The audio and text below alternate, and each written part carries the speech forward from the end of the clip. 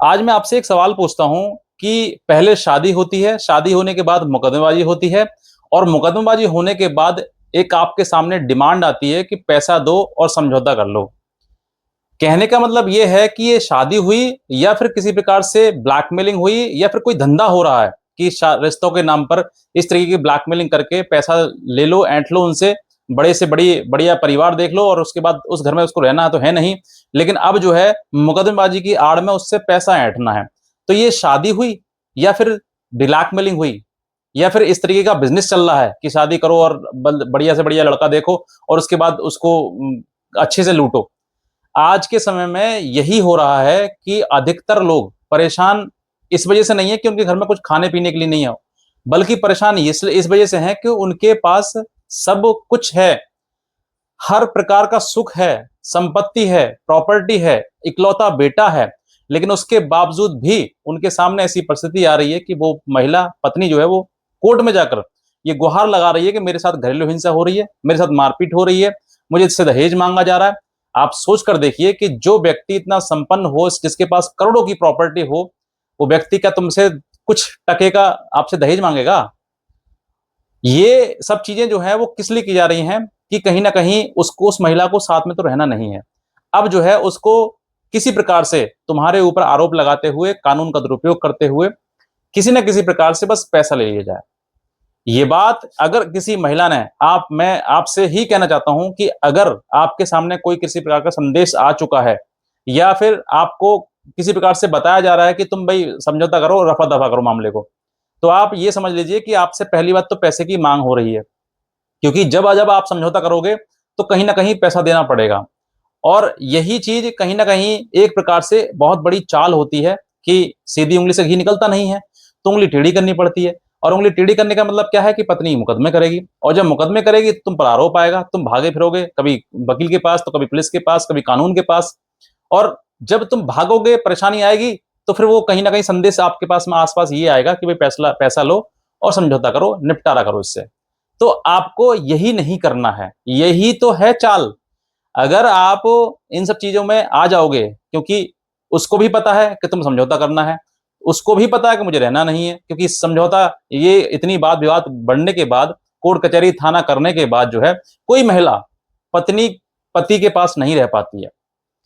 मैं ये चीजें डेली देखता हूं, और मैं ये आपसे कहना चाहता हूं कि कोर्ट में आकर, जब महिला कोर्ट में आती है तो मैं कहता हूं 90% महिलाएं सिर्फ और सिर्फ पैसे के लिए आती हैं।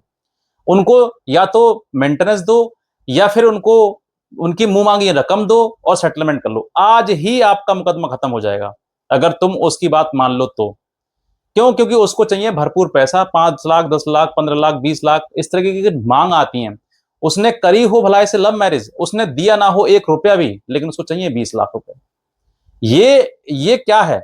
ये यही है बिजनेस। बढ़िया बेहतरीन वाला लड़का देखो, परिवार अच्छा देखो, रहना है नहीं, और क्योंकि रहने के लिए सहना पड़ता है, रहने के लिए घर में, घर परिवार में सास के साथ में, ननद के साथ में, उन सब के लोगों के साथ में विचार अपने बनाने पड़ते हैं, कुछ एडजस्ट करना पड़ता है, कुछ सहन करना पड़ता है, तब जाके परिवार बसता है। जिस माँ ने अपने बेटे को तुम्हें दे दिया, तो उस माँ ने भी तो कहीं ना कहीं संघर्ष किया होगा जीवन में।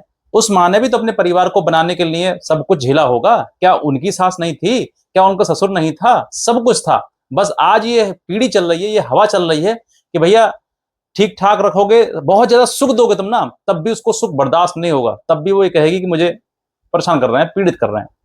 क्योंकि जब परिवार होगा तो भाई कोई ना कोई तो कहेगा ही।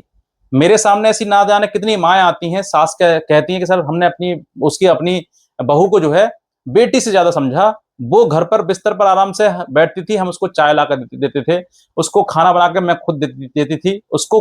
बस था ये काम कर घर में, काम करे करे नहीं करे तो वो ऑफिस चली जाती थी, ऑफिस जाके बस आना और उसको खाना देना, वो सब मेरा काम था। लेकिन फिर भी वो बेटे से लड़ाई झगड़ा करता करना, मेरे साथ बदतमीजी करना, अभद्रता करना, मैं बहुत परेशान हूँ, ऐसे कितनी रो रो के मेरे को बताती हैं, लेकिन मैं कर क्या सकता हूँ? कहीं ना कहीं ये चीजें जो है इतनी परेशानी अब आती है ना, तो ये एक ऐसा है, एक विस्फोट होने के प्रकार जैसा। मतलब कि इंसान कब तक सहेगा? जब विस्फोट होता है तो फिर रिश्ते टूट जाते हैं। पति जो है वो नमस्ते कर लेता है कि तुम जाओ, ठीक है, अब तुमने कोर्ट में मुकदमा कर दिया है, और मुकदमा करने के बाद अब तुम कोर्ट से जीतना, हमें जेल करवाओ, सजा करवाओ, जो करवाना करवाओ, परेशान करो करो। लेकिन कहीं ना कहीं ये ईश्वर भी देखता है कि आज के टाइम में वाकई महिलाओं ने अपनी दुर्गति कर ली है, अपनी मट्टी कटवा ली है उन्होंने, कि मुकदमा करके वो ये साबित कर देती हैं कि देखो मेरे पास कितनी ताकत है, और ये ताकत उनको ही भारी पड़ती है।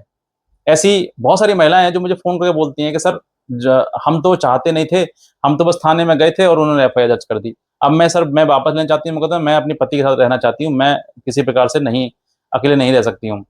अब अब पछताए थे, अब पछता रहे हैं। वो क्या है, वो कहावत है ना कि अब पछताए होत का जब चिड़िया चुग गई खेत। तो अब पछताने से क्या होता है, अब तो उसके मन से तुम कहीं ना कहीं निकल गई हो। और जिस महिला ने मुकदमा किया है, आप किसी का भी इतिहास उठाकर देख लो, 99% चांस ये है कि उसका परिवार खत्म होना है, उसका रिश्ता खत्म होना है, बिल्कुल दी एंड होना है। तलाक हो ना हो, कागजों में तलाक हो ना हो, लेकिन उसको अकेले ही जीवन व्यतीत करना है। ये उसने अपनी किस्मत अपने हाथों से लिखवा ली है। यही चीजें मैं कहता हूं आपके लिए कि जिस समय पर तुम पति के ऊपर मुकदमा दर्ज करवा रही हो, एक नहीं 1 लाख बार सोचो, क्योंकि उसके बाद जो परिणाम आएगा, हाँ दिक्कत परेशानी पति को आ सकती है, लेकिन उसका परिणाम तुम्हारे ऊपर ही भारी पड़ेगा। तुम ही उसके विक्टिम बन जाओगी बाद में, तुम ही अकेले जीवन व्यतीत करोगे, तुम ही अपने माता पिता भाई के साथ ही जीवन बसर करना शुरू करोगी। इसीलिए समय रहते हुए बुद्धिमता अपनाइए। पति के विरुद्ध, पति जितना भी, मैं कहता हूं वो, मैं आपकी बात में हाँ करता हूं और आपके अकॉर्डिंग बता रहा हूं कि पति बहुत बुरा आदमी है, बहुत ही बुरा आदमी है। लेकिन उस पर मुकदमेबाजी करने की गलती मत करिए, वरना ये मुकदमेबाजी तुम्हारे दोनों के बीच में, तुम्हारे दोनों रिश्तों के बीच में इतनी बड़ी दीवार खड़ा कर देगा ये मुकदमेबाजी, कि तुम कभी उस दीवार को गिरा नहीं सकते हो। इसलिए मैं कहता हूं कि समय रहते हुए अगर आपके मन में थोड़ा सा विचार है कि हाँ मैं अपने पति के साथ ही रहना चाहती हूँ, मैं नहीं उनके साथ अलग रहना चाहती हूँ, तो मुकदमेबाजी की नींव मत लगाइए।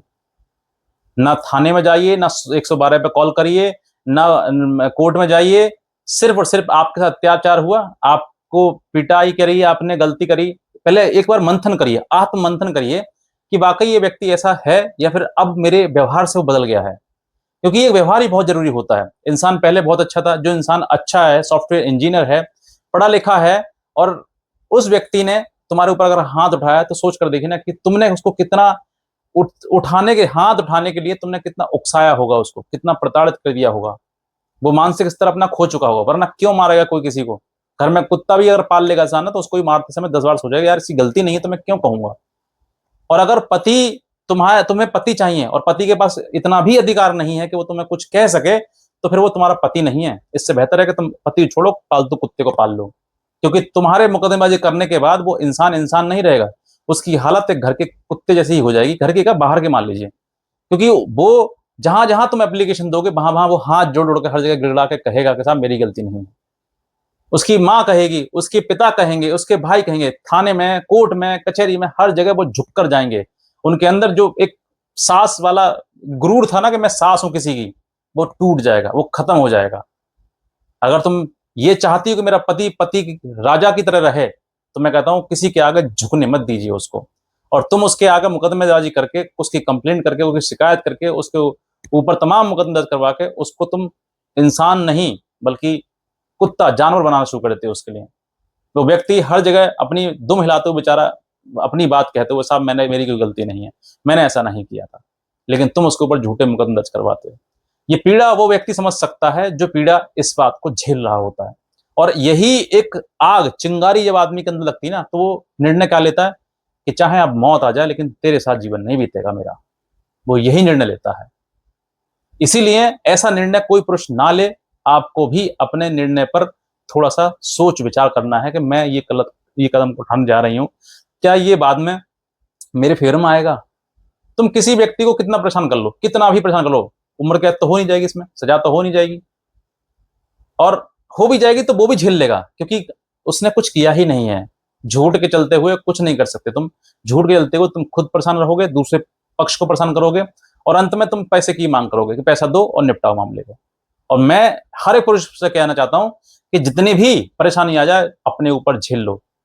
तुम मर्द हो, मर्द की तरह जीवन जियो, और उस महिला को, जो महिला ये कहे इतने मुकदमे दर्ज कराने का, क्योंकि कभी पलट सकती है, इसका कोई विश्वास नहीं कर सकते तुम। ये कभी पलट सकती है जिस समय पर तुम्हारा पासा भारी होगा, जिस समय तुम्हें लगेगा कि हाँ, उसको लगेगा हाँ ये आदमी नहीं झुकने वाला, तो वो तुरंत पलट जाएगी और कहेगी मुझे तुम्हारे साथ रहना है, मैं तुमसे प्यार करती हूँ। फिर प्यार प्यार कुछ नहीं होता है, वो व्यापार था, चल नहीं पाया उसका व्यापार, उसका व्यापार तुमने फेल कर दिया, इसीलिए आज वो प्यार कह रही है।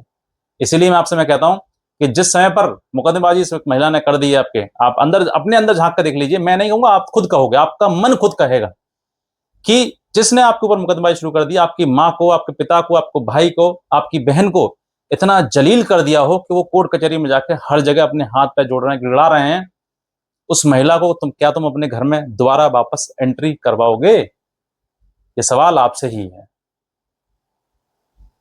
इसीलिए महिलाओं से मेरा निवेदन है कि आप जो चाहे वो करिए, लेकिन समय रहते हुए अपने पति, अपने परिवार, अपने सास ससुर के ऊपर अत्याचार मत करिए। जीवन में उतार चढ़ाव आते रहते हैं, उनको सहना झेलना आप ही का काम है। आज तुम उनको सह लोगी तो कल सास बनोगी, फिर दादी बनोगी, फिर तमाम प्रक्रियाएं होंगी। लेकिन अगर तुम आज ये चीज नहीं सोगे और तुम सोचोगे मैं जवान हूं, मैं नहीं झुकूंगी, मैं झुका दूंगी, तो साहब तुम कानून का इस्तेमाल कर लो, आदमी है वो भी नहीं झुकेगा, तुम भी मत झुको, जीवन चलता जाएगा और चलते चलते कैसे पड़ाव पा जाएगा कि जीवन का अंत हो जाएगा और तुम मूर्ख बनकर हमेशा के लिए मुकदमेबाजी करते रहोगे।